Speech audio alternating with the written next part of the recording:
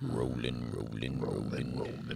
Keep them doggies rolling. Rawhide. Yeah. I actually like the What? Limp Bizkit version of. He's got a. Keep rolling. Yeah, that's better than the Rawhide one. Hey, we're back for number 5. We're still alive. What a deal. Holy cow, episode 5. You know what they say? Fever in the 5 or Don't say it, Jim. 5 in the hole or what? Fire in the hole. It's It's fire in the hole. It's a poker term that we're not going to say because we'd have to label Perhaps. our podcast explicit. I'm down. With the sickness? For explicit podcasts. Sure, why not?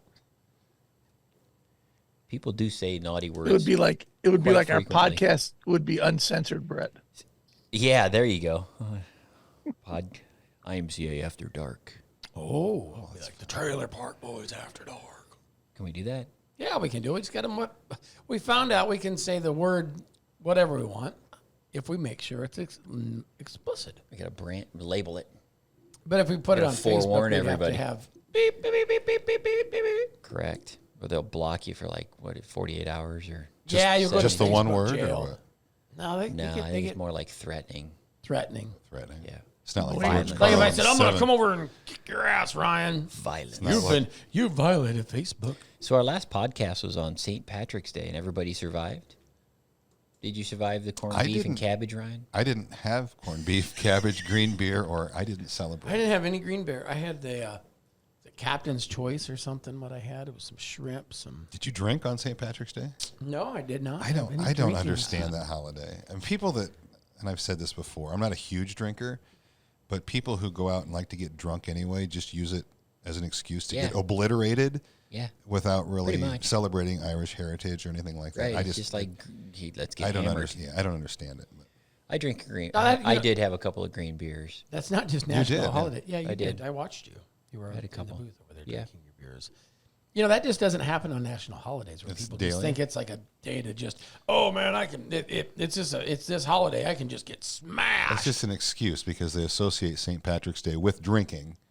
Just like they associate Tuesday supernaturals or with drinking. no, but so I don't. That's why you should eat cabbage and corned beef. Yeah, make it a little It's special. it gets back to the heritage, the purpose. I don't You know, think it's most not just people to that get hammered. celebrate St. Patrick's Day though do it for the. You know, I Irish feel like if I go out on St. Patrick's Day and I'm drinking like Fireball shots and, Right. and Crown and Cokes and just everything but green beer, I'm kind of missing the point. So You're so drink- disrespecting the holiday. I am. So I Yeah. drink I green think- beer and I eat corned beef and cabbage. It's like New Year's. So maybe we ought to serve corned beef and cabbage at New Year's, you Supernatural. have Yes. black-eyed peas.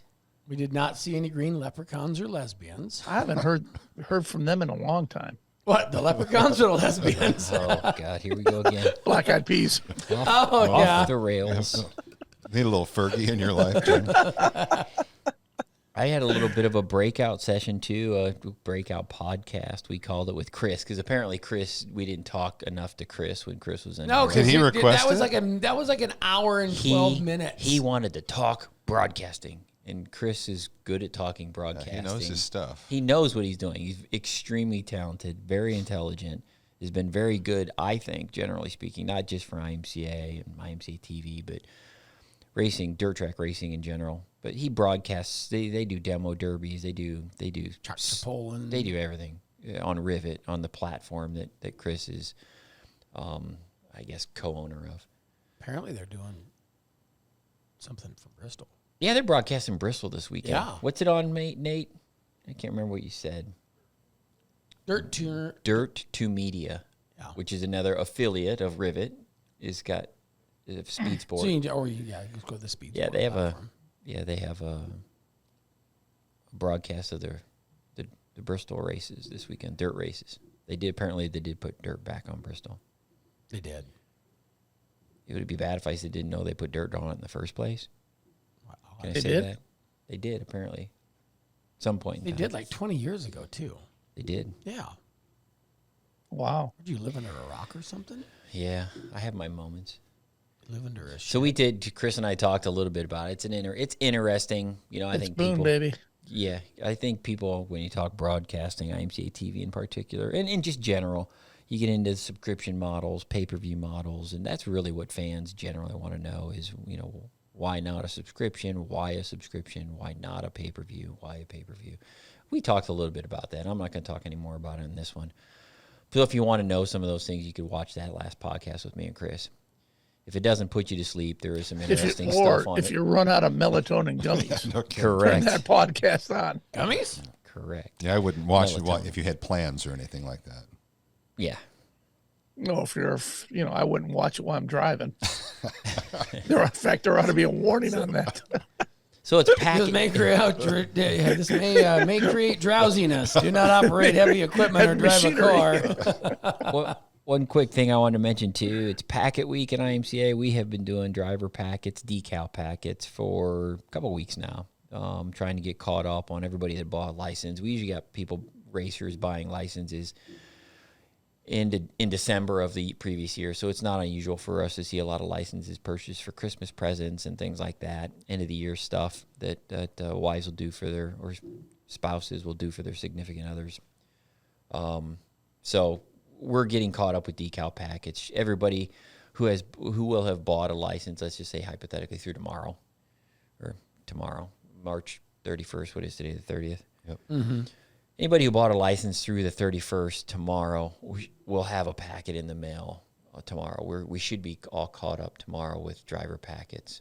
So if you bought a license in January, let's say at the Winter Nationals, and haven't got your packet yet, you should have your license. We did mail those out. So you can stop emailing now. the inbox Yeah, is full or calling. every day. Yeah. We're calling, yeah. Emailing, calling, where's my packet, where's my packet? Everybody's starting to get ready to race now. We're still hanging on to pretty shitty weather around here, I think. It's It'll be like 70 tomorrow. It's going to be so- 70 everywhere. and tornadoes. Yeah, 70 tomorrow and tornadoes. 50 mile an hour winds they're saying Yeah. here. And then like did- 40 on Saturday. I did get a Snapchat from a Mod Light racer, and apparently Jim must have put his packet together because it only had one star sticker, and it's supposed to go on both sides. There was just one sticker. So. No, I didn't do any. Make the best of it. That's what I If said. you happen to get 3 decals, put 3 on if you want. If you only got 1, just put 1 on. Pick the side that looks the best. If you're going to win in victory lane and you want the picture taken in your car, have Just that. remember what Put type. the decals on that side. Yeah, or whatever side you did, pull into victory lane the opposite that way. Right. So decal packets are going out. Digital newsletter. That looks sharp. We should Have have you seen that? Yeah, That looks sharp. Dan is doing a fantastic job. I'm not bothering Dan trying to micromanage his thoughts on it. Dan has had to completely, since we switched from the former way of doing things, print version of the newsletter. The last version was in February. No more paper. Since we switched, it changed everything. It changed the page sizes. It changed the font sizes. What we can put for characters on a page. The So layout itself is. it's really changed a bunch of stuff, and so Dan has been really working hard on trying to get that to where it looks the nicest. We'll send everybody more than likely an email. The digital version is now available. We don't. Again, I think we talked about this a little bit. We don't want to load everybody's inbox with a bunch of emails from IMCA. We want to send them what matters. Pertinent stuff. Correct. We don't want our racers opting out on our emails. Because if you opt out, you're out forever. We can't go back and put you back in next year. If you buy a license next year, we can't go back and put you back in our system. You have to actually tell us to do that. Yeah, it won't alert us to do that. It won't. So if you opt out of any of our email communications at IMCA as a racer, it's probably not the best thing to do. I get it. You may not like me or Ryan or Jerry or Jim especially, but don't opt out of our emails because I was waiting you for him caught to pick that up on too. that. I was like, how long is this going to take? It's don't opt out of Brett us. and Jerry and I. We didn't miss a beat there. We were right along with it. Yeah. I'm glad you said get back up and join us. Looks like you've already taken a nap.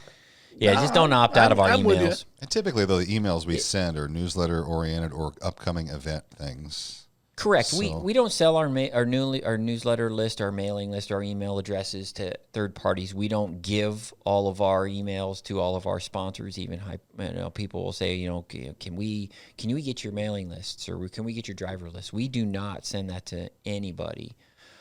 We don't send them to promoters. We don't send them to sponsors. We don't send them to racers, and we don't sell them to third parties. So the stuff that we're sending through our email system is primarily 100% coming from us.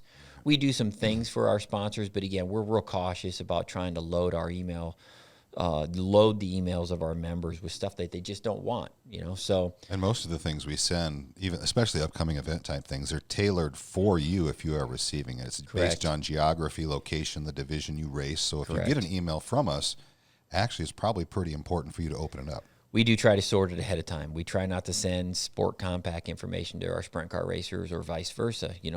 People don't want that, so we get it. But there are times where just general, all-encompassing IMCA information pertains to all divisions, so we like to hit them all at the same time. But if it's specific, if we have a specific issue for stock car guys, we like to target the stock car racers with any communication. We do have some sprint car guys that drive sport compacts. We do. Kevin Ramey. He's not going to listen to this. I know. That's why I can say Somebody will tell him. Yeah. He was talking about you on the podcast. We're not going to get any more barbecue secrets if we keep telling Kevin Ramey jokes. He's one of our barbecue secret guys. Is he? Yeah. Yeah. Yeah. But Jim was the barbecue secret guy. No. That's where you get your secrets from? I'm trying to learn from Kevin Ramey. Yes. Ramey is like one of our go-to guys if we have barbecue questions. I have another one guy. Bub Hughes is? Jeremy Hughes? Yeah. In New Mexico. He's also one of my personal, favorite guys to reach out with because he's super kind about everything and he knows what he's doing. So I'm always texting Bub, hey, or we have advice on how I'm supposed to make this pork butt. I make the best pork butt in Iowa. I can promise you that. Everybody I would agree with that because I live in Nebraska. I promise you, I make some of the best pork butt. You want to cook off? Oh, this could be good. I'll volunteer to be a judge. We know I you know will the best win. meat to eat. I will win.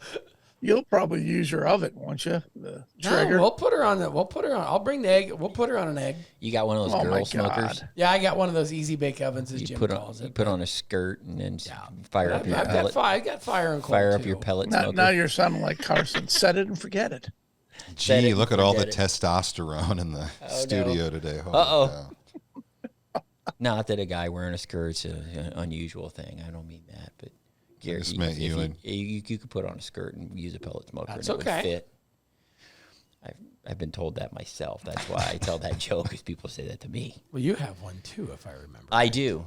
I love my Traeger. I remember having to bring like 7 or 8 bags of pellets back from Hayes one time after. Wade got me some pellets. Yeah. I love I have 2 Traegers actually, to be quite honest. I got a Camp Chef. And it's got a little side burner thing on it, so I can use it for multiple facets. I asked a lot of questions about the Camp Chef stuff when we had the Like Bush. Yeah. At Super National. Yep. Did all the cooking for us at Super Nationals last year, and hopefully, I don't know if Van Eaton's Todd's gonna line up something like that again this year or not. We'll make sure of it. I would be shocked if he doesn't. Does this mean we have to be nice to Todd for a year? Yeah, we do. Oh shit! Even though he's from Corning, Yeah. No, he's from Orient.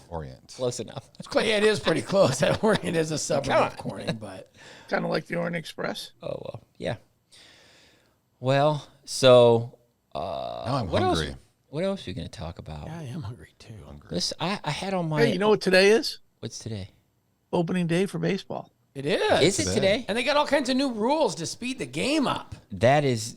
I thought that was really interesting. Have you guys paid attention to any of Little that? segue.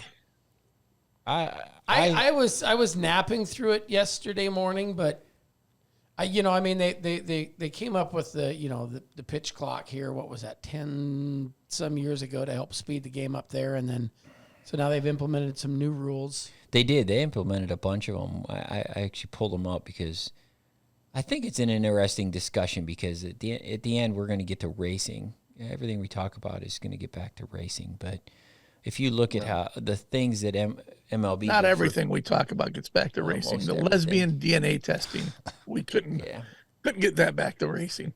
Before we get to the baseball, you guys get massages? Oh yeah, once a month. My wife bought me a massage Not for my a birthday. professional one. For my birthday, and I had it last night. She got me a massage last night, and the guy's like, "You ever been cupped?" And I'm like, "No."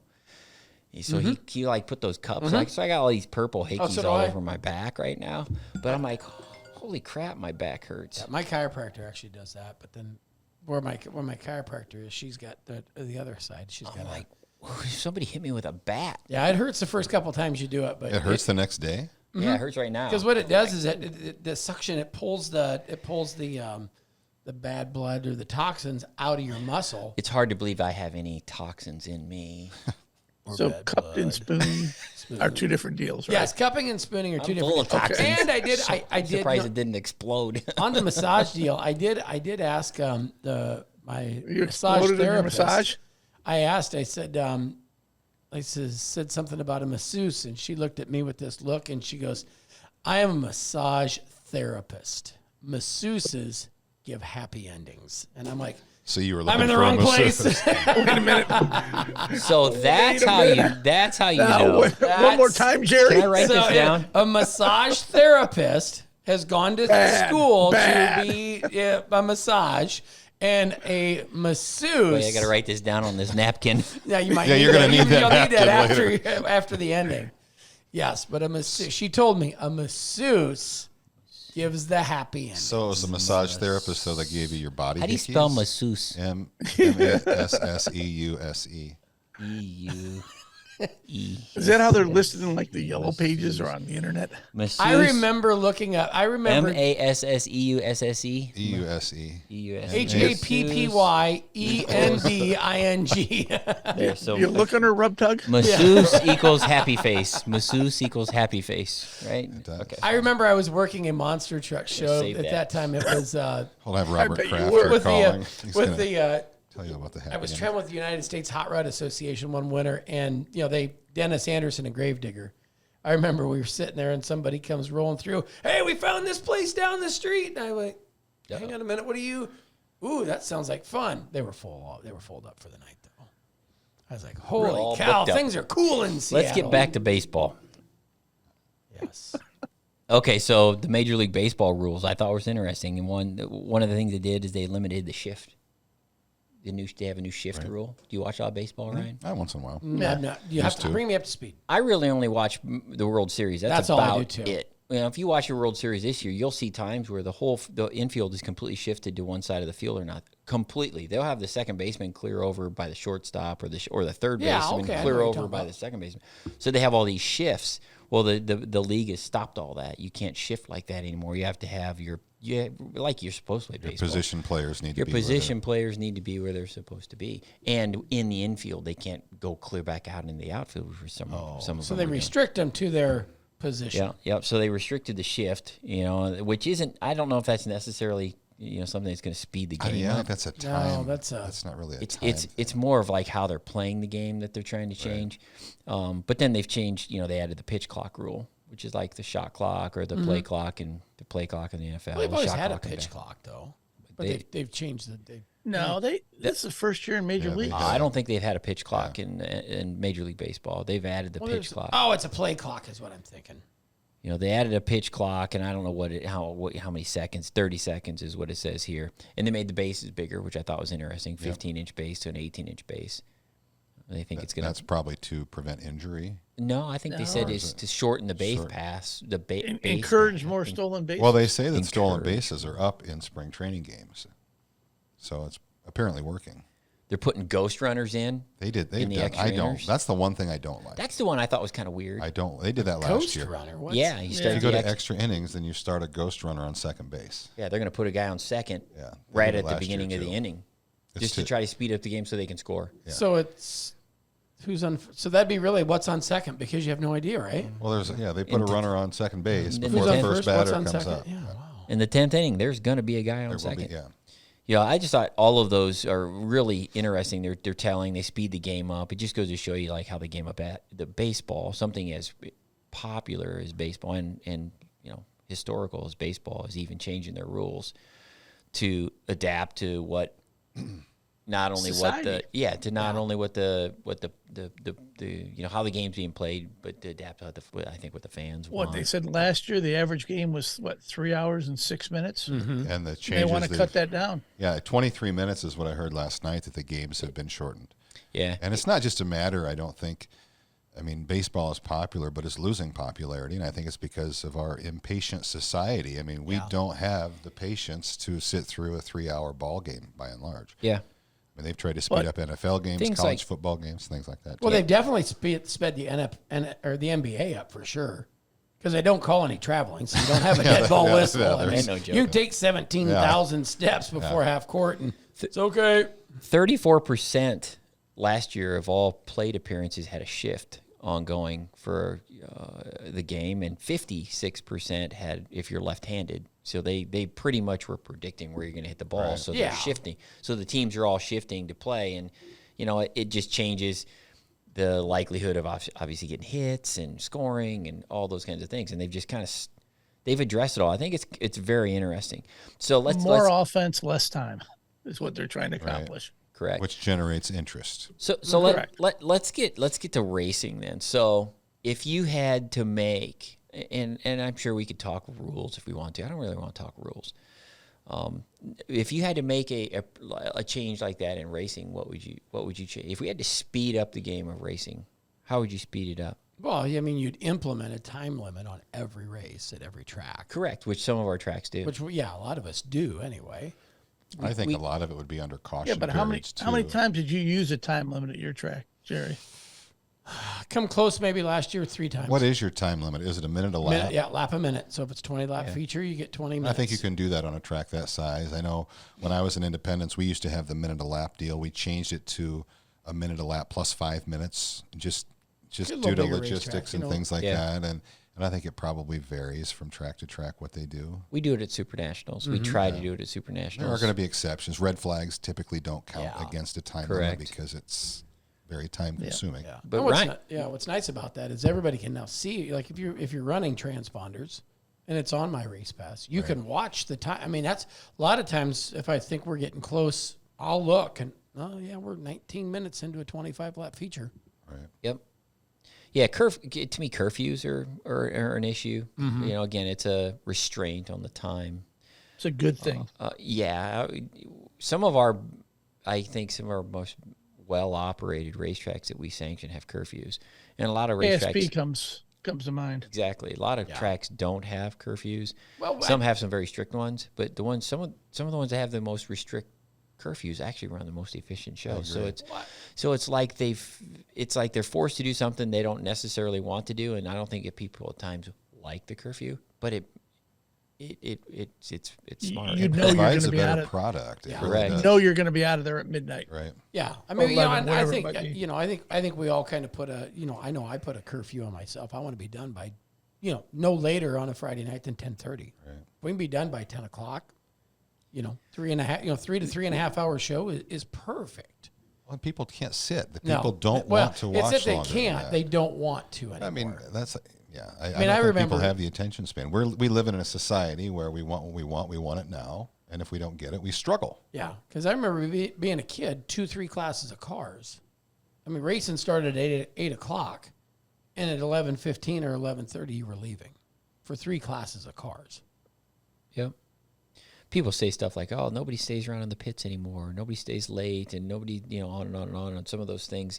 And there's a little bit of that. We kind of see some of that anymore. Some people blame, stuff like enclosed trailers and weird things like that as to why people aren't necessarily mingling in the pits after the races. Everybody loads up their stuff and hides, or loads up their stuff and leaves. But curfews, I think, lend to more people having a little bit more time in the pits to do some of those social activities, whether they want to do them or not.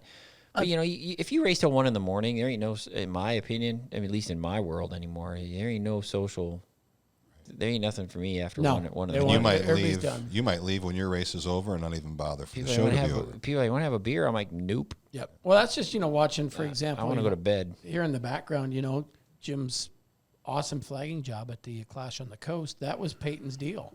I want people to stick around after the races and have a good time. And there was, I mean, we're done racing by 9:30, 10 o'clock, and people hung around. You didn't see people bailing out of there to get home. So do you think every racetrack in the country should have a curfew?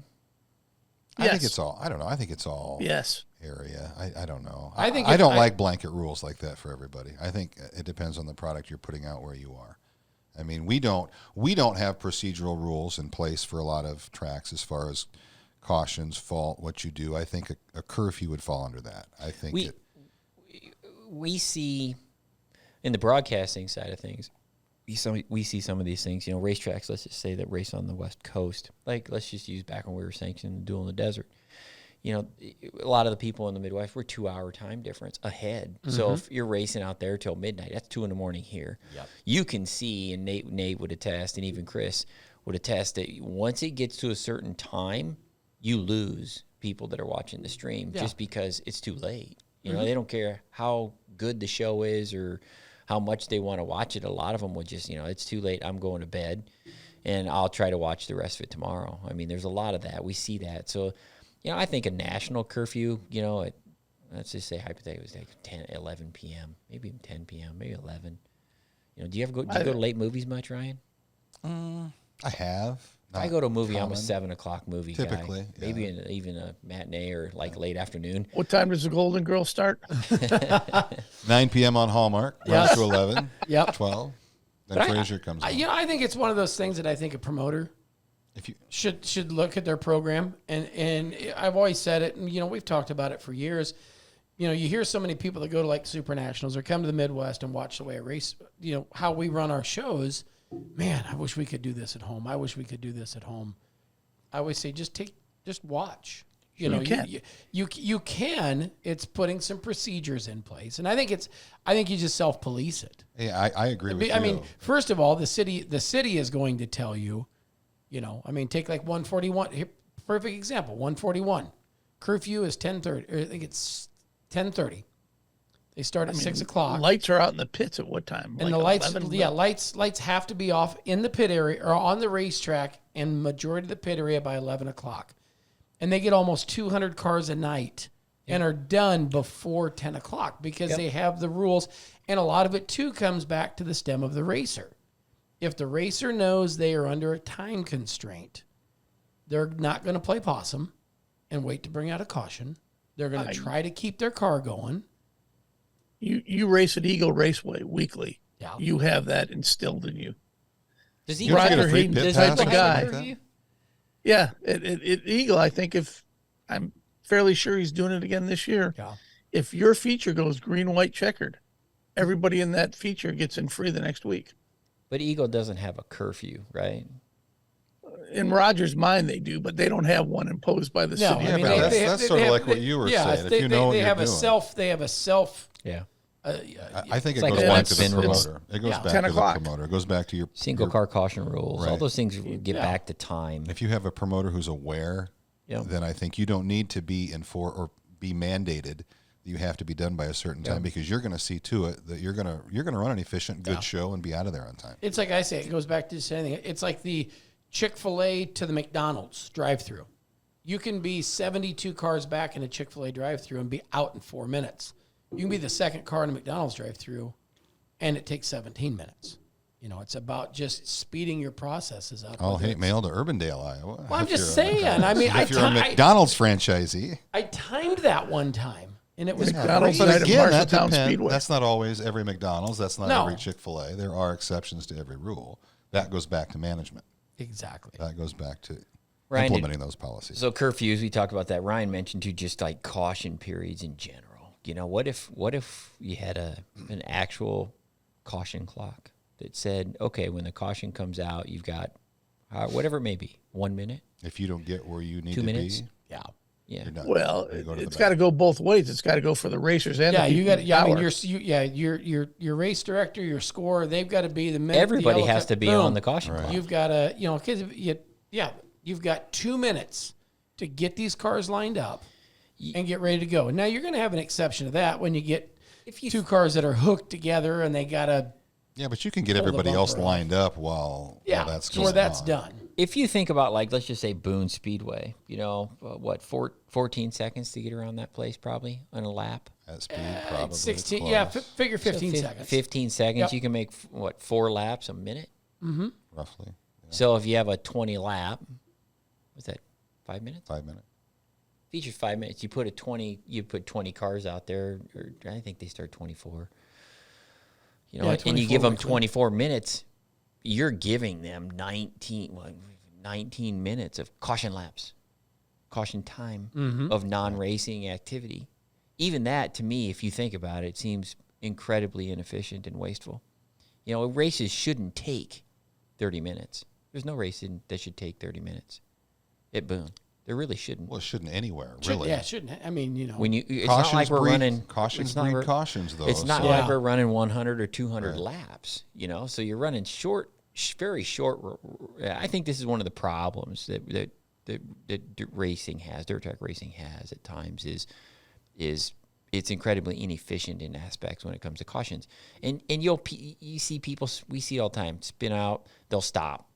And if they know that they're going to get a caution, they'll stay there. Yeah. Oh, yeah. If they know that they're going to get sent to the pits, they'll take off. So you see, it's almost like they're trained to act how they want to act. What irritates me on that, it's the guy who's running second to last, and he sits there and waits for the caution to finish second to last when he would have been the same spot. I get his thought process, but it also in a situation like that, you could have, you got to think ahead too. You got two guys racing for the lead. Guy just passed a guy. You purposely sat and waited for the caution to come out. You just cost that guy a race. Right. Would you want that done to you? Yeah, I mean the interesting thing to me is just the time involved with the amount of laps that are under caution, the amount of time that's under caution versus the time that's racing, and at times the inefficiency of some of the shows that we have the same problem as Super Nationals. I don't want to point fingers at any particular because there's some track. nights But it really is an issue that I think plagues the industry. The efficiency of our shows does hurt. Does hurt the participation from a fan standpoint. Absolutely. The more efficient our shows are, I think the potential for them to be better attended is going to be there. And I think this back to this baseball. I think baseball's acknowledging that with rules like this. So if baseball's got the problem, every other sport has a problem. So why doesn't racing address it? Why don't we put a 2-minute caution clock? Or it's funny because if you don't throw a caution for a guy that's sitting there, and we've all seen this, you don't throw a caution, he'll get moving, and he doesn't go, and you race around him. Let's just say like once you race around a guy that's sitting there with just on the edge of the track, and I've been. He was sitting there for 6 laps. I've been involved for 6 laps. I've been involved in making that decision. Would leave that guy sit there at times off the racetrack, not on the track surface, but close. It's like, no, we're going to race the last 3 laps of this race if he's just going to sit there. And then I got my ass chewed by a crew member, a family member, a wife, the racer himself. Oh, what are you trying to do? Kill somebody? And I'm just like. But he's also the same guy that was sailing there. They're in a race car. They're pretty well protected first off. But then if you look at like AMA Supercross, they'll have guys fall down on motorcycles. They just wave a yellow flag and they don't stop no race. The only time they don't reline nothing up. Hey, just there's a guy laying here.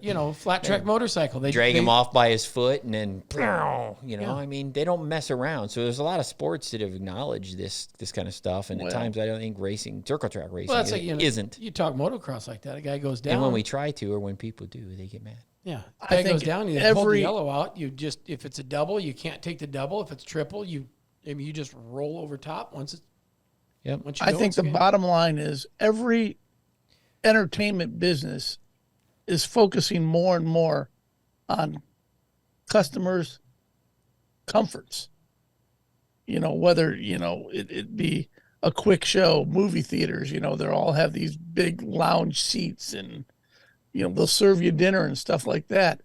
And that's what I think racing needs to do. We need to look at the comforts. I'll never forget, this is, 30 years ago down in Texas, I had a promoter who at the time had 2 tracks, now has none, tried to tell me that the people down in Texas, if they didn't have a 7-hour show, they got cheated. I've heard that. And at, this was, I'll never ever forget, this was 11:57. He took an intermission. And, that's when we were, talking about muffler rules. He goes, oh, my fans hate mufflers. They want their ears to bleed. They want dirt in their beer. No, that's not true. And I told him, well, if that's the case, I'll take you to a movie theater, crank the heat up to about 115 in the theater, throw dirt at you all race, and tell me if you like it. Or we'll go to a Cowboys game. You know what? 3rd quarter, tie game, going in the 4th quarter, we're going to leave. Tell me if that's what you want, if that's what your customers want, because that's what he was doing to them. And it's funny he doesn't have any more tracks. I think a lot of it too, though. You talk about change in sports, especially with baseball. You brought up baseball. I think baseball probably has the most traditionalist fans of any sport, and they're against change by and large. They don't want anything to change their product. If you change it, you're going to ruin it. But their product's changing in front of their eyes. Right, and you need to do that. I mean, progress is that's important. That's the vocal change minority is thinks and like that. Jerry or Jim, you and I have talked about this before. The one thing you never want to hear is, we're going to do this because this is the way we've always done it. Correct. If you continue to do what you've always done, you need to change with the times. And baseball even has had a lot of the talking heads say, God, these changes are great. We're saving 23 minutes. There's more action. And I think that might be some of the resistance you'd get with racing, because racers are creatures of habit, and they're not always necessarily open to change or to do things differently than what they're used to. But I think if you could prove that certain things worked, I think it would be a very worthy thing to look into. And unfortunately, I think the reality is promoters are creatures of habit, and a lot of them are ex-racers. Right. So that's the way it's always been. They don't want to change it. And, once again, we'll talk about Roger at Eagle. A lot of people bash Roger because they call that show a circus because he's got so much other shit going on during the races. Your purist thinks that's an insult when you got other stuff going on. But I know purists couple thousand, 2,300 people that are there weekly don't seem to mind it too much. Yeah, I know people that don't like intermissions for kids club activities. They don't realize that is trying to get kids in the next generation interested in the sport, but they are there for racing, and they don't care about that stuff, and they think it's a waste of time. Oh yeah. And I don't understand that. Then you hear the next person, I can't believe we don't do this for the draft, Right. Like you said, create the different environments, but. All right, let's move on. Do we have Speaking of Texas, it says he's connecting to audio. Chris, can you hear us? There we go. Yeah, I got you now. There he is. Yeah, special guest today, Chris Morris. Feature winner at Cotton Bowl Speedway last week. Hey, Chris, how are you? I'm doing pretty good. How about yourself? We're hanging in there. It's freezing up here. I'm sure it's not that cold down there. No, it's we got a south wind blowing today. It's nice. It's humid, but it's pretty warm. Congratulations on the win last weekend. Thank you. Yeah, we had a good night. You did. You've won. Ryan and I talked a little bit about this before the show. You've won quite a few. And you've had a lot of good nights. Mm-hmm. Yeah. So I think we had 11 wins last year, so it was a good year. I think 8 of them were at Cotton Bowl, weren't they? Where you were track champion? Is that right? Yeah, we got the track championship there. Yeah, it was. We'll see if we can defend it this year. So you've got Cotton Bowl kind of figured out. Oh yeah. That's definitely probably one of my favorite tracks. That and Coca Paws is one of my favorites too. That's a really fun track. Yeah, you went out to the Winter Nationals this year. We saw that too. But Yeah. I think you told me you were going to do that at PRI.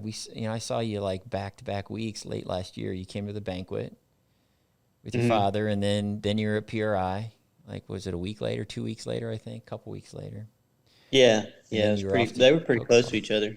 That's a lot of travel from. I like the way look at him. He's got his sponsor T-shirt on. Yeah, gotta represent, man. Was that just a coincidence? No, I knew I was gonna do on the podcast. I was like, I'll put the shirt on today. Does Dremmy make you wear it? Yeah. It's in your contract. He better. You know what? I was debating on not wearing a shirt today, but the biggest cans here are these lights above my head. You need to tell him, as many people who watch this podcast, you ought to be giving you a free car. Yeah, no kidding. Well, that's why he had that one. He's got that one shirt that used to say "for sale, not on sale." That was probably one of my favorite shirts that he made. That's funny.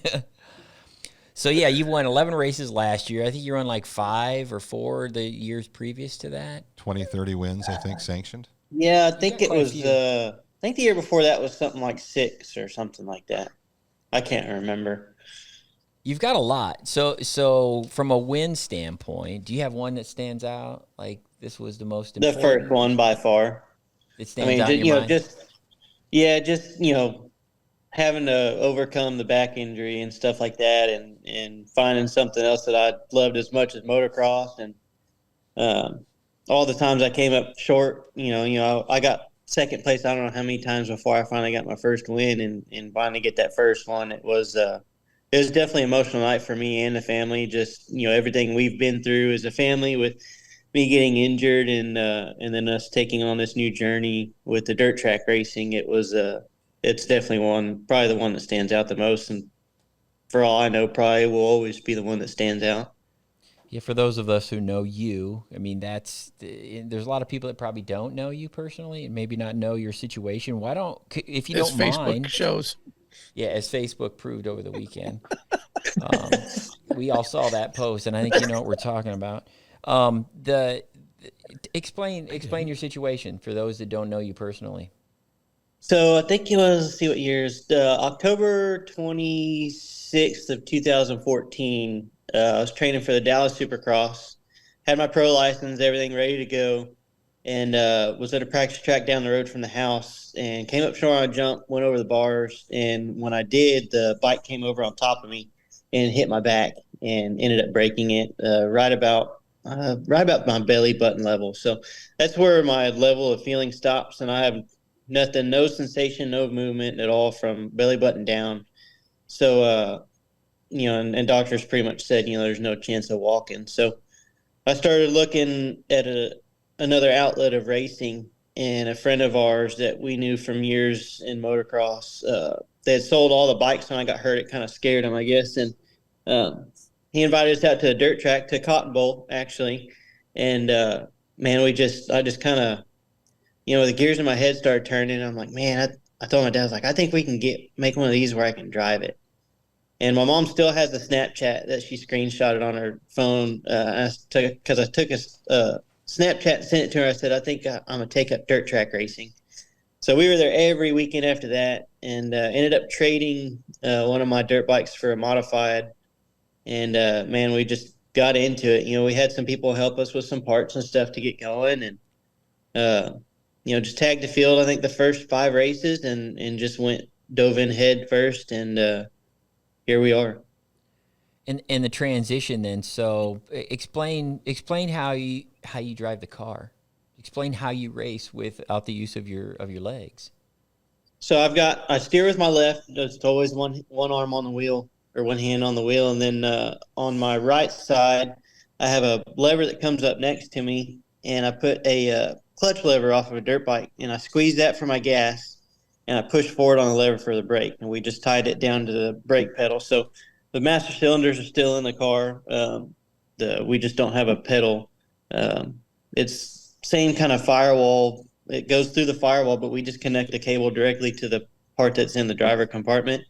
And me and my dad were kind of sitting there, and I actually got the idea from an airboat, because some of them have a hand throttle and then they just steer with the lever. So I figured, well, we'll just make the brake the lever, and it should work pretty good. And then I have some electric roll-offs that I hit a button on the top of my brake, and that's how I do my tear-offs and stuff.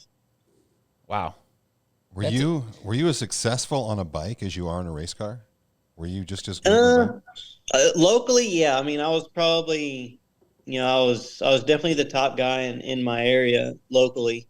I think at my last year at Loretta's in the pro class, I think I got 11th overall in the 250 pro, and I think 13th overall in the 450 pro. I mean, looking at my last year the numbers here, I got some from Virginia in the membership department.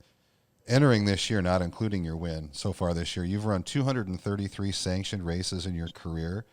You've been in the top 10 3/4 of the time, 167 times. You've been in the top 5 almost half of your appearances in a race. 108 top 5 finishes, 27 wins. That's damn good. That's pretty good. Not bad for a crippled guy. Gosh, yeah. To me, just how you drive the race car itself, how you engineered that or thought of that or how you make that work in itself has to be a huge accomplishment. I couldn't imagine if everybody in racing had to drive their car like that. And the fact that you do it in a way that's not conventional to everybody else, is really, really, really, it's pretty damn impressive, to be quite honest, Chris. Your story is very inspirational too, as well. I'm sure everybody who knows you knows that. But there's a lot of people that don't know you, and that's why I thought, seeing you win at Cotton Bowl, obviously when you're at the banquet last year, having you on our podcast, we were talking about it yesterday. I'm like, yeah, see if he'll take the time to be on the podcast and talk about some of this stuff that is very interesting and very cool for, in my opinion, very cool for dirt track racing in general. Yeah, I appreciate y'all inviting me on. I definitely was looking forward to it when Jim called me yesterday and invited me. So pretty cool. Yeah, we tried to keep it low key. We don't want to put any pressure on you or anything like that. I think, like I told you yesterday, talk about fun stuff. It's a pretty open deal, and so let's get into some fun stuff about you, Chris. Well, I mean, when I'm not racing, I do a lot of hunting. If y'all got me on Facebook, I'm sure y'all always see my posts on there. I just saw a post this morning of like shooting a coyote or something like that. Yeah, that was back on. I think that was Sunday. Me and a buddy went out, and we've got a place down the road that we go hunting, and I've got a couple places I hunt around. But I did a lot more hunting in the off season this year than I have in the past. Just I've got some buddies I always take out with me, and they're like, "Hey, let's go out there." I'm like, "All right, you don't have to twist my arm too hard." So it's a lot of fun. It can become an expensive hobby, just like dirt track racing can. Like they say, if it's everything is fun's expensive. Yeah. Oh yeah, Correct. That's for sure. What it is. Yeah. Correct. Yeah, guns can get pretty expensive. Yeah, but it's like the stuff I've got, the optics and stuff. I've got thermals and all that stuff, so they're not cheap either. To get a good one. So, but they're definitely the way to go if you're doing a lot of predator hunting like what I do. I see that on Facebook. Mm-hmm. Yeah, it looks like a video game when you're looking at it. Like, is that real? What's he shooting? Yeah. Shooting a hog. Them wild hogs. Wow, what else you like to do for fun? I mean, anything in the outdoors, really. I've done some fishing in the off season, not a whole lot. I mean, really, that's it. I mean, hunting, fishing, racing, that's kind of what I've always done all my life. Heck, even Brenda's gone out with me a couple times hunting. She likes the hunting aspect. She doesn't quite like the killing aspect of it. That's another interesting subject. I go to the races and I see a lot of racers who could probably use a girlfriend. Why don't you give them your secret tips on how you find a girlfriend at the racetrack or fiance, right? Ooh, yeah, I don't know. That one just kind of, I guess, happened. We met when I was out in Arizona racing at Coca-Paw, and I think it was, I don't know, it was, we started like Snapchatting and stuff, and one of our dogs that had puppies, so I was like, I kind of use the puppies to my advantage, puppies girls are suckers for puppies, Like, look how cute the puppies are, and it's like, well, what would you say if I flew you down to Texas and we can go on a date or whatever? And, oh boy, he's got it. Come see the puppies. Yeah, Mr. Smooth is your new nickname. So I mean, we went on a few dates, and heck, I asked her to be my girlfriend. I wanted to ask her to be my girlfriend in May, but that's since that's her birthday month. She didn't want to have like our 1 year anniversary or our anniversary dates with her birthday month. So I was like, okay, I guess I'll wait a week. Oh, that could be your smoothest move of all. Yeah. The puppy angle. I like it. Oh yeah. They were cute though. They were really cute. What kind of puppies were they? Can Ryan borrow your puppies? What do I need a puppy for? Yeah, he's got a cat. I have a cat. Ryan's always trying to figure out a date angle. Yeah, they were English cream golden retrievers. So they're golden retrievers, but they're more like a light color, like really white. Like our male, he almost looks like a Great Pyrenees. Oh, okay. But Beautiful dogs. yeah, they are. He's he's a freaking lover too. We call the mom the sweetest, meanest dog because she acts like she wants to eat you alive. When people pull up in the house, but then she's just sweet as can be. So, but yeah, no more puppies. Unfortunately, my mom and dad got her fixed. I don't know, a couple months ago after that last litter she had. Well, you don't need Well, yeah, puppies so anymore. Yeah, you don't need You to got the be- girl. Yeah, Why do you need it? It worked. It worked. Yeah, that's So right. what kind of dog did you say that was again? I need your pen. Varmint pen. A Pomsky English works good trained too. golden retriever. Okay, then the one other question: if you guys raced against each other, obviously you probably haven't you? Oh yeah, many times. Who wins? I think She's she was actually racing down at she's- Cotton Bowl when I was down Yeah, there. she's beat me 3 times. One time, she actually won at Heart of Texas in Waco. And to my knowledge, she's I think the first female to win a modified feature at Heart of Texas, and the first one in a lethal car, and I think the first one in Texas in a modified. Ah, But it was yeah, I mean she ran off from everybody. She in my backup car too. That was the funny part. So when she was down here, she was running my older car, and we did quite a bit of work to get it where she was comfortable in it, and we obviously put the foot controls back in because she's tried to kind of drive my car one time, and it's like she refuses to try and get in it now and drive it with the hand controller. So have you raced a lethal car from the onset then, Chris? No, so my first car was actually a 2008 Larson, and that thing was built like a dang tank. Yes, and then holy cow! You didn't buy that from Paul White, did you? no, it was oh gosh, George White. drawing a blank right here. The guy that bought it may have bought it from them, but I think Paul White's raced every car in Texas at some point. He Yeah. was building them with Wayne at one time.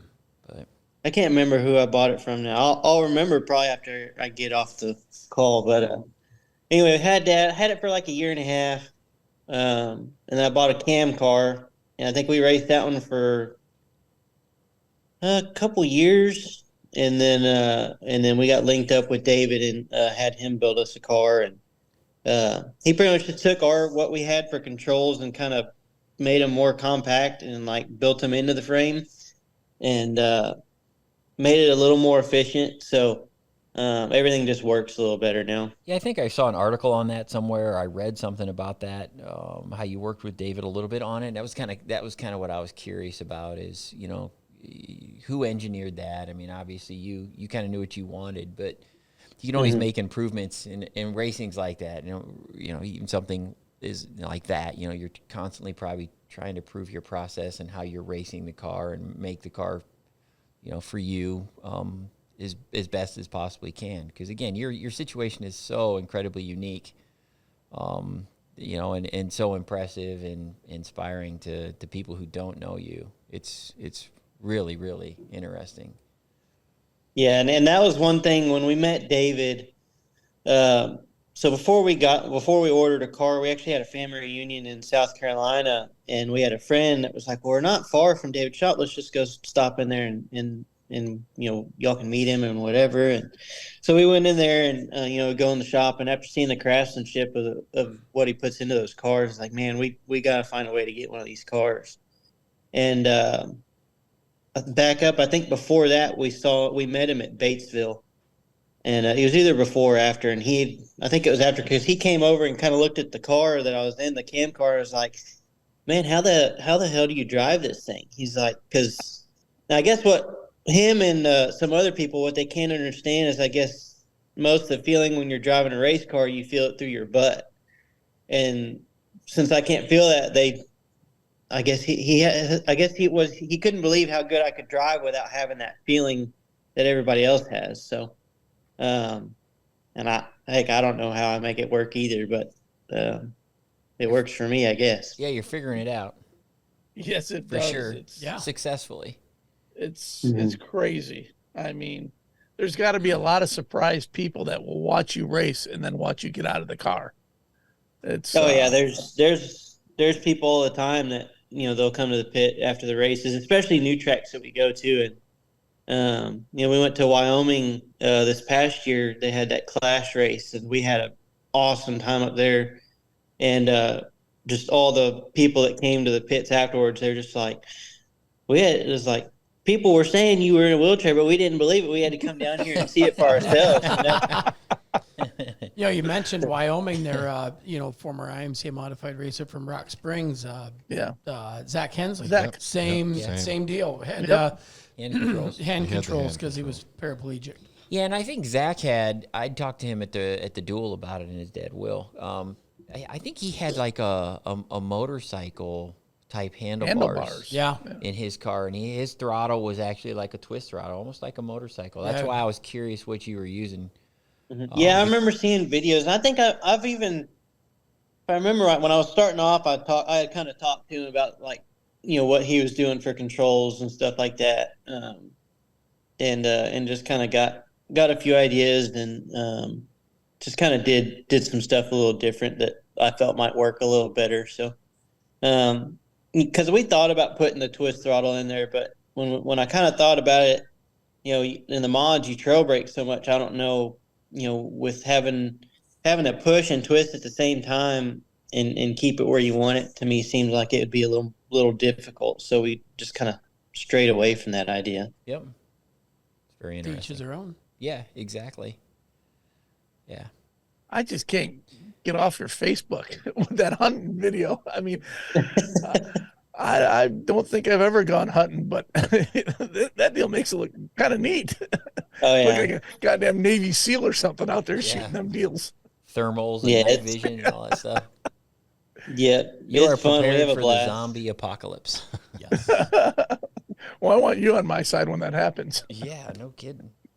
What's real fun is when you get to go do it out of a helicopter. 'Cause down here in Texas, I don't know if they have it. I'm sure they have it in other states, but in Texas, it's pretty popular to go hog hunting out of a helicopter. Oh, I've watched videos of that. It's pretty. Yeah. You just sit. I've seen the videos of that as well. I got to watch those. I've done it. I've done it once before. It's just as fun as what it looks, if not more. What's Check it out, your Brian. schedule looking like this year? We're gonna obviously we'll hit all the Cotton Bowls rounds. I think we're gonna try and maybe travel around a little bit. We bought a late model. We haven't even had time to really mess with it right now. We've got the crate series that runs a lot down here because it's got a big motor in it right now. So we were trying to think about maybe going up to Oklahoma, maybe a few races and race it with a big motor just to have some fun with it, and then probably drop a crate in it and race locally around here with it. But work's been so hectic right now, and then just keeping the mod ready right now. We really haven't had time to mess with it a whole lot. So hopefully we can get that thing going here pretty soon and start racing that too, and have a little fun with that. And we plan on hitting the race in Wyoming again. We really enjoyed that one, had a good time.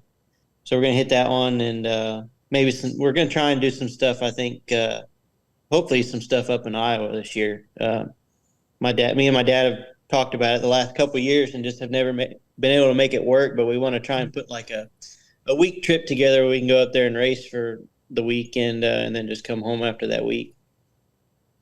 I want to know in the hog video, how many did you actually hit on the run? It depends which video because there's a lot. Post March 11th with William Harwell on a Wednesday night. So we know for sure we hit 4, maybe 5, because we run suppressors too, so you can hear when you actually hit them. It makes a pretty loud thud. Wow. But those animals, I mean, I've seen some of them take a bullet and just suck it up like it wasn't nothing. Like it almost looks like you didn't even hit it. I mean, then they'll just keep on trucking. They're pretty tough. Crazy. I know it. It's fascinating watching that. Well, we want to thank you. Yeah. I want to thank you for taking the time to at least accept having you on the podcast. And obviously congratulate you again on not only your track championship last year, but on your most recent win. We imagine. Do you think you can win 11 again this year? Is that your goal? Do you have a goal on? I'm hoping to get 11 more and make it at least 12. You know, at least try and beat last year. You know, we'll see. We'll see what happens. You're clearly a very motivated racer, and again, like I told you, I've said it a couple of times. You're pretty inspirational. So we do wish you the best. We want to thank you for racing IMCA. Can I ask him one more question? Sure, you can ask him. Go ahead. Coming off a 2 on, say, like a 2,500 to win race. Brenda's to the inside. Oh, boy. Here we go. Here we go. And you go to 3, and you know there's a White Castle coming. What happens? I'm chopping her nose off going into 3. I knew it. I knew he would. You don't let her win? No hesitation there whatsoever. No. Because I would want her. I would expect her to do the same to me. It's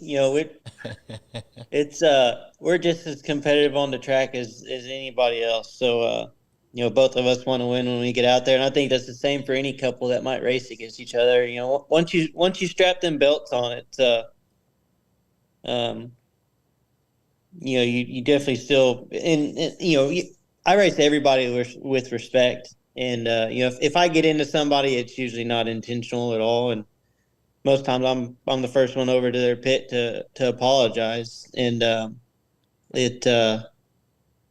I'll race you how you race me, and that's kind of always how I race in motocross too. You know, you always had that level of respect with some people, and some people just would bonsai you, and you would just have to return the favor. So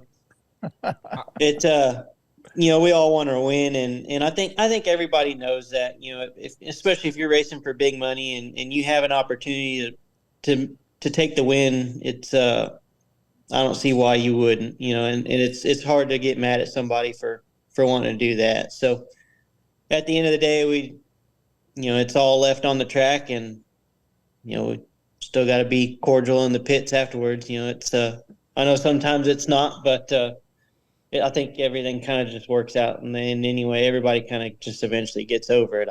I feel, at least I do. I don't hold grudges, but maybe some people do more than others. I would think that a little bit of that comes with your success. You know, if you're not winning races, people are going to treat you differently, whether or not you're handicapped or not, than if you are winning races. And when you're winning races and you're clearly winning them, I would assume that, you're going to still get the reaction, whether you go down and say you're sorry or not. People are going to be pissed off that you run into them, and right. And you're winning races that even if you come down there and obviously people know who you are that you're racing against, they aren't going to be happy that you run into them, especially if you're beating them all the time. You're still going to have those heated moments. I feel like it's almost worse when you're the one winning all the time and you're just somebody in the back running everybody over.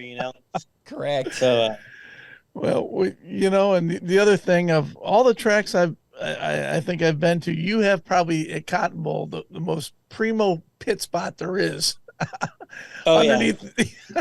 Yeah, right on the concrete. Yeah, on the concrete with under a roof and. Yeah. We actually did a lot of concrete and electrical work out there, and that definitely helped us secure that spot. That's for sure. Hey, you just go right there. Yeah. First choice. Is that what do you do, Chris? So we have I run our concrete company. We do commercial concrete work, and my dad has a commercial electrical contracting company, and then we also do concrete demo. So it's crazy busy right now in the Austin area. We're Central Texas, so it's getting pretty crazy around here right now. So it's hard to find time to actually go to the races. No, there's always time for it. That's why you have good employees to take care of things when you're gone. Yeah, or shoot hogs or whatever it is, Yeah. Yeah. Well, again, we want to thank you. We do appreciate you taking the time. You're like I said, you're an inspiration. I'm gonna keep saying this because I just think you're a cool guy to have in IMCA racing, and see you have success with what you've been through is very, very, very cool for us to be a part of. We wish you the best. We hope you can win every race at Cotton Bowl. I'm sure Brenda won't like that or anybody else you're racing against, but you're very capable. You're a great guy, and we wish you the best this year. And hopefully we'll see you maybe if you make a trip up here to Iowa.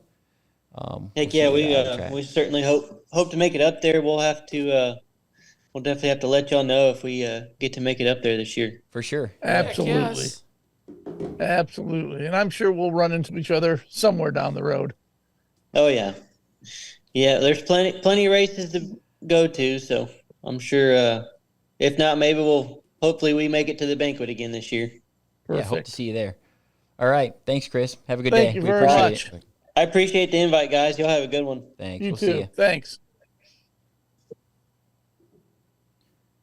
What a super Crazy guy. story. I didn't Oh start my putting God. 6 and 2 together to get 8 until he started chatting, and I was like, oh, I know who this guy is. Same at the banquet guy. last year. We put the ramp out for him. Yeah, and I'm the like, banquet. okay. But then when he, said racing Brenda. against Brian, I went, oh, and it was like a ton of bricks hit me right in the Chris came to the banquet last year, and when we were setting up for the banquet, I'm like, we need this. Figure out how to do this. We need to have a ramp. Well, I up kept here. wondering why when we were setting up, you're his like, we need a situation- ramp, and I his thought, situation it's just is- easier for people to walk up instead of them stairs coming on. But His situation is so unique. So unique. It's also easy for me when Yeah. you get to be my age. yeah. oh, bastard like yourself. Hey, What else you want to talk about? I had a phone call from Bob Allen, and I think we need to touch on this. Okay. Because every year it's always the same thing. Minor release forms. What about him? Well, if I sign it, does my wife have to sign it? Well, my wife signed it. Do I need to sign it? Well, my ex lives in a different state and I can't just drive over or this or that. Yep. All right. Well, I sent it to IMCA. Why do I need to give you one? Yep. Remember, both parents and guardians, either two parents, or if you have sole, if it's just like, if I have sole custody of my daughter, Yeah. You it's up to me. But if you don't, have to have both. you legal have guardians. to. It is because here's what happens if you don't do it the way it's. And I'll just be blunt to it because it's my business. It's a lot of our livelihood. If you don't, and there's been cases where the father signed a kid in to race an event, the kid got hurt. Mom knew The nothing mom about knew it. nothing about it, sued the racetrack, and they won. And then now the racetrack has to go through a lawsuit because it says right on there, both signatures, Yeah. notarized. It's pretty important. It's pretty important very here too. important. It We- keeps it makes sure we get to stay open. You go back a handful of years and we didn't charge money for minor release forms, and we got to where it is a constant. Virginia Lindsay tons of them. spends Tons of them. tons of time Oh, my God. chasing that issues just exactly like that. Either they're not notarized, they don't have both legal guardians signing it. Paperwork, the birth certificate, Yes, everything. forged birth certificates. We've seen some crazy things here with minors racing in IMCA. So we charge for it. It would be nice if we could just put a condition if they just met it and made it easy. We wouldn't charge anything for it because they just get it done correctly. The problem is 9 times out of 10 that doesn't happen. Yeah, and that It requires much more work. And the deal of it is, then they come to you come to the racetrack, and you don't. I mean, the best thing to do because I know Boone's got it. You can print it right there on their website. I've got it on Marshalltown. A lot of places have where all you got to do is just click the tab on the website, print it, One other thing, and if- then if- just go get it done. And then what it does, it also speeds the process up the night of the race because you just come in and you go, Yeah. hey, here's my rider release form. Here's my signature, my wife. It's notarized. It's done. What do we do next? Other than going, oh, my wife's not here. What do I do? if you're going to forge Unfortunately, a document like that, make sure the day you forge it, to say your son's 14, you're not wishing him happy 13th birthday on Facebook. Yeah, we've seen that. Like That has this happened. kind of circles back to an earlier conversation we had. We also had one year where Virginia came into my office and she's like, Brett, we got a problem. I'm like, what's that? She goes, well, this kid raced all last year, right? And With a forged birth certificate. he's now the same age this year as he was last year. I remember that one. I wrote He's a letter been to that one. 14 for 2 years. I'm like, uh-oh. How's that happen? She goes, well, I think they forged this. I'm like, whoa, you're really not supposed to be doing that kind of stuff. It eventually finds its way. The truth finds itself in some of those situations. Well, that'll cost you more in the long run than just be Just open, don't do be it. honest. Yeah, don't just do it. wait. Yeah, biggest thing of it is Anyhow. if Get you your minor Here, release here we go. forms You know what we Yeah. need to do, It save us all Brett? the time. What? Brett? Oh, breaking news. What do we got for breaking news today? What is the breaking news? We talked a little bit about. Have we talked about? Is there a real change? No. Dang it! I was really hoping we wanna could have blow one? the internet up today. We're going to talk about composite body so panels in a second. we did not know about the breaking You news. want to leave the breaking news after the composite body panels? It's not very breaking, then, is it? Not if you can't break the composite body Speaking of panel. not being able to break something, I don't know if this thing will break. Well, what it's a if rip? we get the one off the floor? That's the other one. That's the MD3. We do have, just so everybody knows, we have a couple of composite body panels that we have approved, and we talked a little bit about the rating. Fire deal, how they Yeah, burn. the rating that they met, and both of these companies have met those requirements. Stacked is one of them. The other one's MD3, which I got a big giant rear quarter panel on the ground there. I can't pick that thing up. Both make composite materials for mods and late models that meet our rules, that are approved, that you can comfortably put on your race car and not worry about having any issues in tech. So, yes. let's see if we can light this here. No, you want Come it? on, yeah. Fire! Come on, you don't have sprinklers in here, do you? No. Yes. But this is the sprinklers in here. This thing catches on fire, we're taking off. No, well, just Look at that. And light my. keep it going for the rest of the podcast. Just hold the light. Oh, there's nothing left of it. Kind of like incense. It'll burn. It just burns at a very slow rate. Let's see how long. Just put it right here in the crack. Let's not. We're gonna set off a smoke. Fire! I don't even think we have smoke detectors in here. It's like when I There's cook nothing at of home. safety in here. It will burn. It's just the burn rate is much lower. Why do you have this, Ryan? You never know when you're going to need to have a road ditch You fire. really I mean, should April- quit that. Even Dorothy on the Golden It's Girls not had a a very- lighter in her you should- purse. Yeah, Dorothy always had one. I would feel like I'm not doing some. I should tell you, smoking's bad for you. You should It's not awful. smoke. It's awful. Terrible. It's incredibly terrible. That's why I don't buy them. All those smokers out there, quit. I just thought it's because you're cheap. That too. But we all have bad habits. All right, now on to the breaking news. Indeed, we do. Yes, breaking news. We have signed Rage Chassis as the new title sponsor of the IMCA Modified Race of Champions. So it's a Rage Supernatural. Chassis. Raised chassis Yeah. ROC. Rage Chassis ROC. We better That's start a lot- saying that That's now. a Rage Chassis Friesen Performance IMCA Modified Race of Champions. I talked to Justin I've talked to him a couple times here in the last few months, and he's building probably as many IMCA modifieds as anybody in the country. Building a lot of stock cars too, Yeah. apparently. They are all the rage. Yes, they are all Rage. But yeah, That's just for Jerry Schramm. yeah, just for Jerry Sham. No kidding. Jerry himself has like 20 race cars. Don't like to wash them. Rage has been Justin's been an active participant at the Super Nationals for quite a few years. He's got his spot where he's poured concrete at the Super Nationals at Boone Speedway that he owns. He paid for it. He gets it's those right there. spots. And he's been an active participant, very good supporter of ours for many, many years. So we're happy to have him sign on as the ROC sponsor for the IMCA Modifieds. And also breaking news. This is probably equally as important.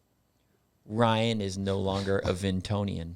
Yes, This isn't as big as Rage. Ryan so. Clark has He's a moved Des Moines-ian. He has Urban moved Ryan, to we the call capital him now. city. Yeah, I live Ryan. like 15 minutes from Jerry, so. At I one point in appreciate time, your you thought you were going to sympathy. live about 15 so what you're blocks saying- from me. Yeah, 15 Jerry hours. doesn't need to use the phone No, I just when he needs to talk to Ryan. He can just open a window and yell. Correct. No. now apparently Ryan is where he's. There's a lot of people dying to see you. Yeah, I live across from a funeral home, and they've had visitations or funerals You every live day every in day. the week that I've lived Really? there. Yeah. Yes.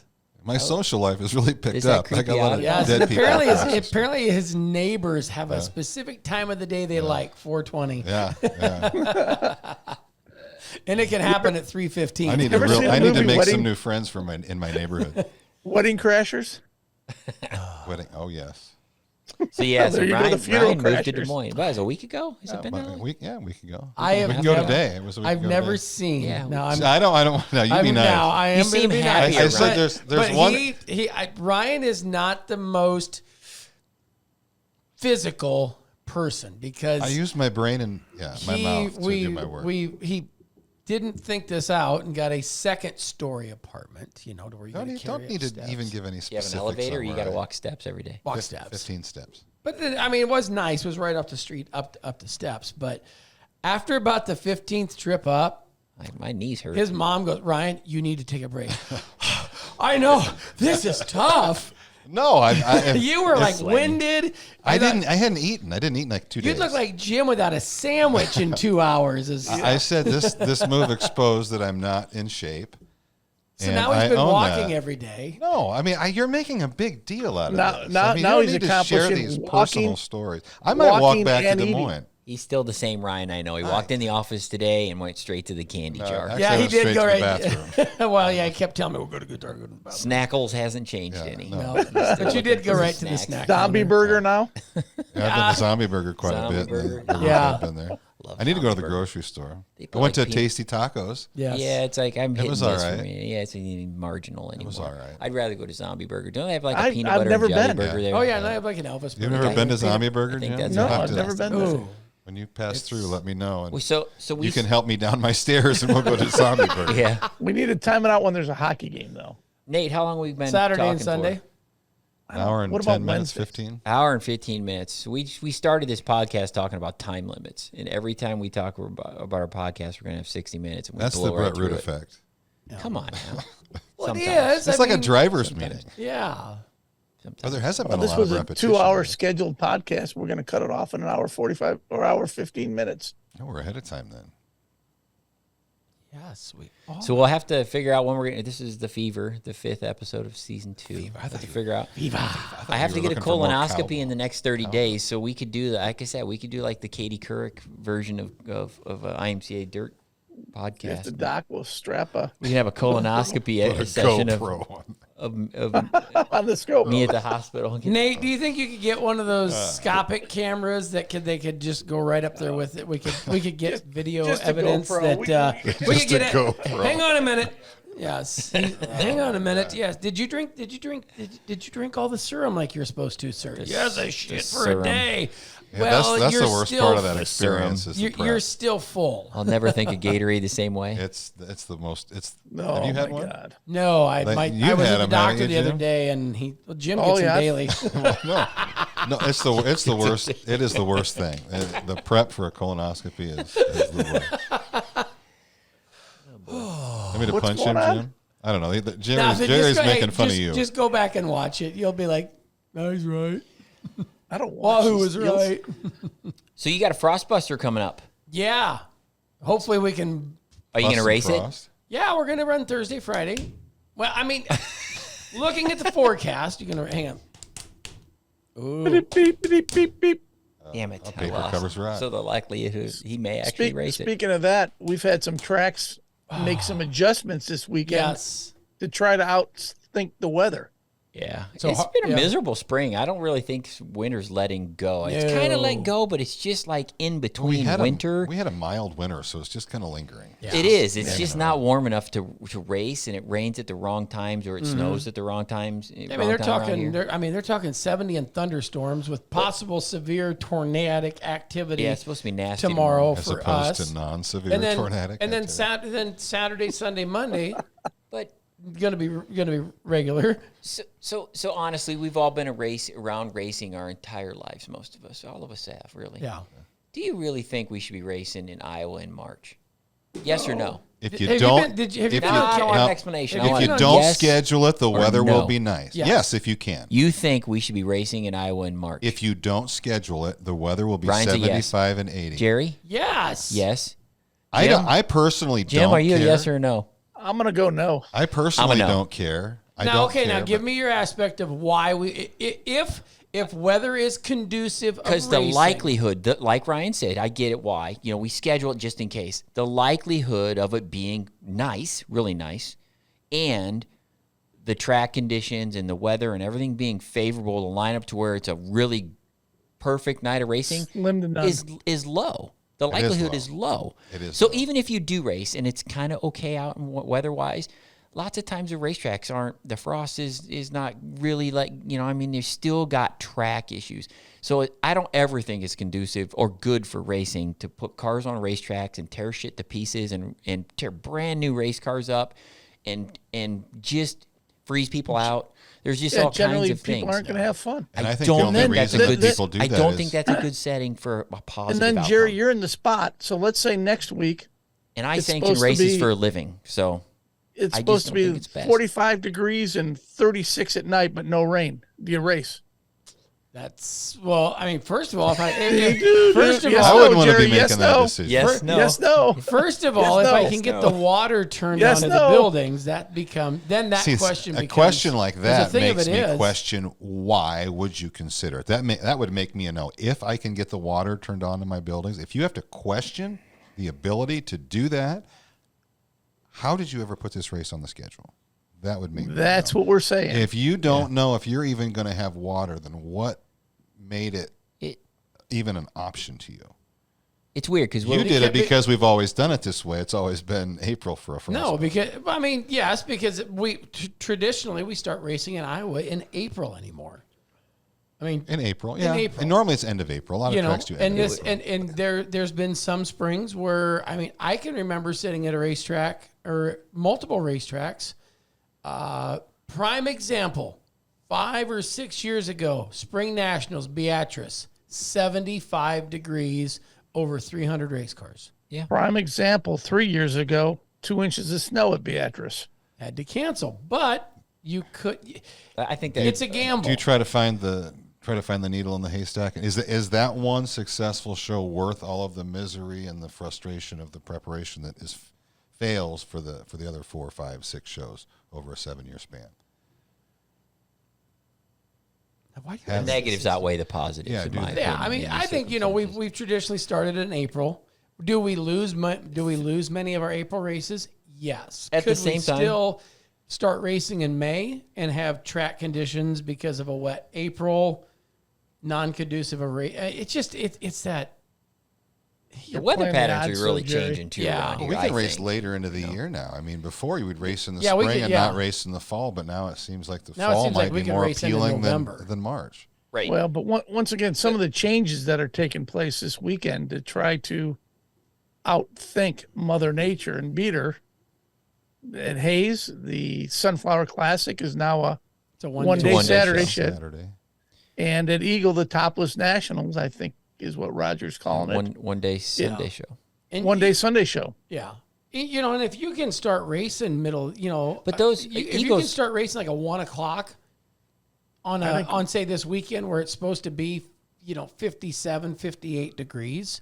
And there again comes back to that time management and be done by the time the sun goes down. People are they're active to, hey, the sun's out, I'm going to sit. It's a first If a track race, I'm wants to going. do it, more power to them if you want to do the work. Personally, I'm lazy. I'll be the first to admit that. I would not want to go through the work that I know you have gone through in the past couple of weeks just to get this race ready to maybe happen. I mean, Jerry, personally, let's go back to the original question. A high of 47, a low of 38. Do you race in Marshalltown? Yes, no. 50-50. No, yes, will no. it depend on the day? I think that's going to be a Here's the deal. shotgun decision. when it happens. It depends as we get closer. We've made history here. We've asked Jerry a question Is it that a shut him up. loss for words? Yeah, he can't Kind of talk. put me up because now if I say yes on this pod, well, you said on that damn podcast we would cancel, and now we're friggin' here racing. I don't even think it's a matter of the elements and whether or not tracks want to race. They just want to be the first one. I think people Rain. think that if I'm the Ego. first race in Iowa, I'm gonna get the crowd. I'm gonna get the cars, and that's not a bad thing to think. No. I mean, You can't fault the promoters for, But- No, not at for all. the desire But what to do it. But is it the You know, best and- in Iowa? Is it the best set of circumstances? Right. Again, Eagle's different. Eagle's not usually Omaha's got 20-degree warmer weather than what we have in eastern Iowa. And it's been colder over there. And it's been cold over there, right? Yep. So no spring is the same year after year after year, and it seems to me like the winters here have got a little bit milder. It snows a little less. It's just kind of been The cold last spells few haven't years. been as long. Yeah, I was at a banquet in Fargo Saturday night. So that doesn't mean everything stays the same. Yeah. It doesn't mean everything stays the same. But I just don't think it's conducive.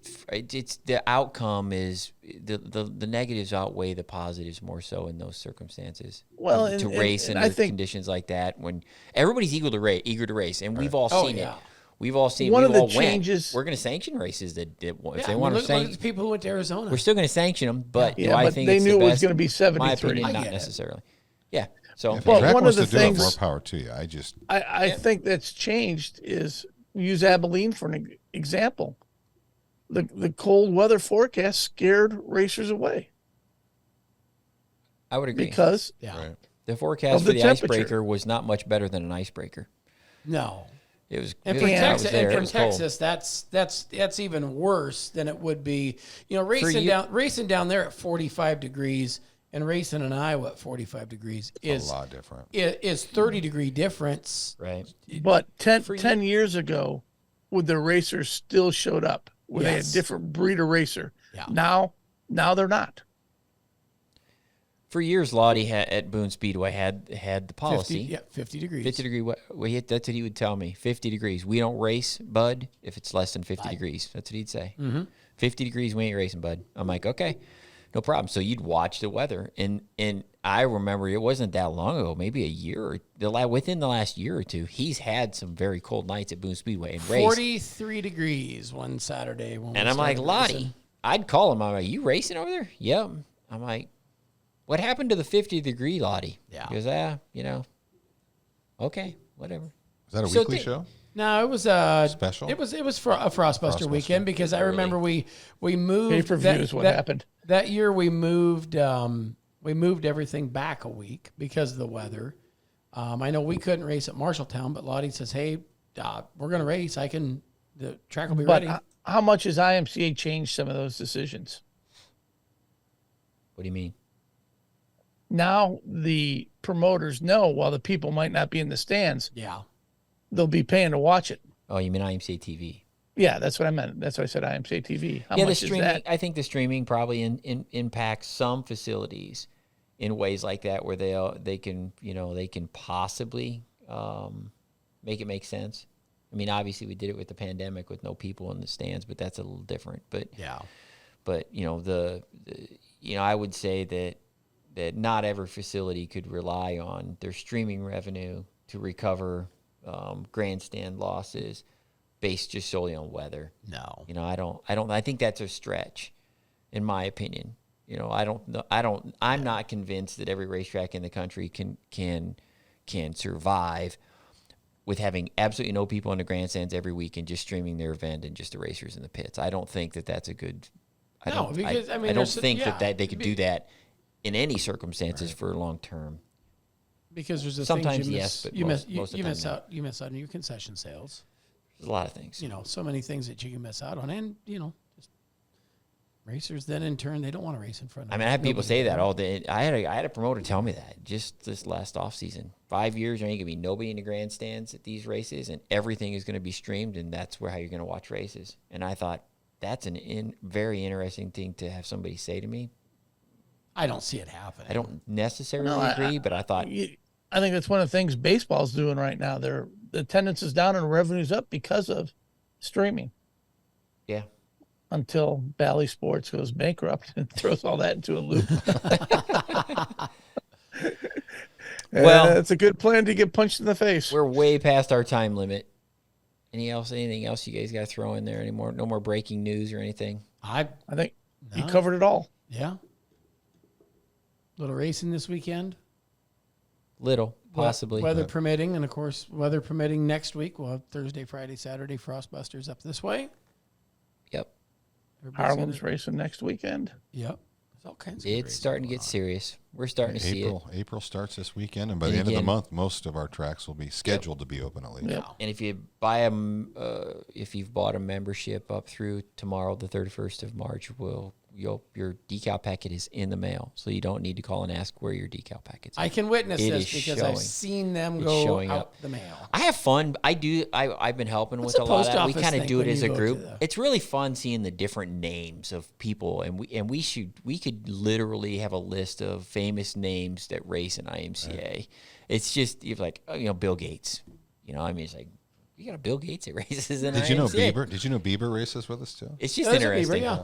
It's just interesting. I enjoy the driver packets. I enjoy seeing where people live, the diversity of geographical of all of our divisions. Northern Sport Mods. We do a label from Oregon, and then we got one in Nebraska, and then we got one in Arizona, and then we. What I enjoy? They're just all over the place.